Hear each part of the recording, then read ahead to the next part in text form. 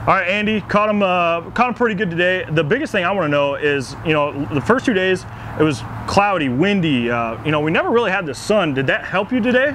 I thought it would. I thought it would give them a position so they'd be a little easier to tune in, but it really didn't. It made it tougher. And it was the ultimate grind today. I don't know if it was the sun. The wind's always good. I guess it was the sun that just kind of toughened it up. And from the on the water feed, things were looking a little tough for you early in the morning, but it seems like they started chomping, late this afternoon. Was it you got dialed in on something, or was it just you think you covered enough water, you ran into them? Yeah, I finally just covered enough water. I mean, if you cover enough water and make enough casts, you're just improving your odds. And basically that's what it was. Finally, you cover enough ground, you make enough casts, and by the end of the day, fish start to bite a little bit. And I said that once today, this may just be a timing deal. I may be fishing through some pretty good water on a bad timing. Sure. And around noon, it seems like that everybody did catch some fish. So what kind of weather conditions would you like to see on the final day?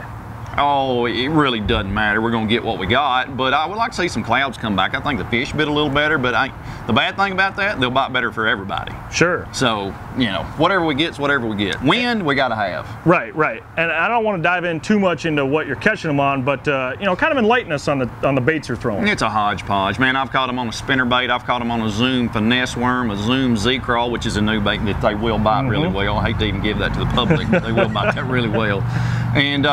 And a jig, War Eagle jig, and it's been just a grind.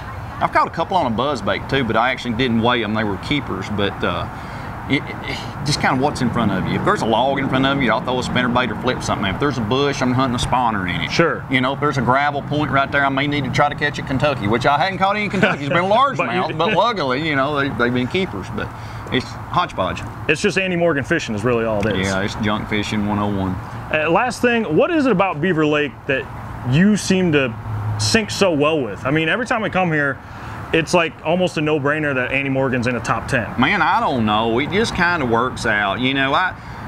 We've been here and fished many, many times. I know the water really well, and a friend of mine that owns War Eagle Lures, Keith Brashears, he taught me years ago.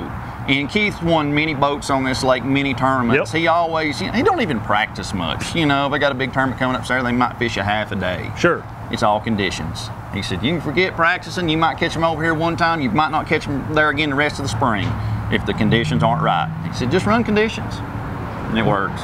Well, man, you got a pretty hefty lead by Beaver Lake standards going in the final day. Best of luck to you. You're one of the best junk fishermen in the world, and can't wait to see how you do tomorrow, man. Thank you much. Appreciate you.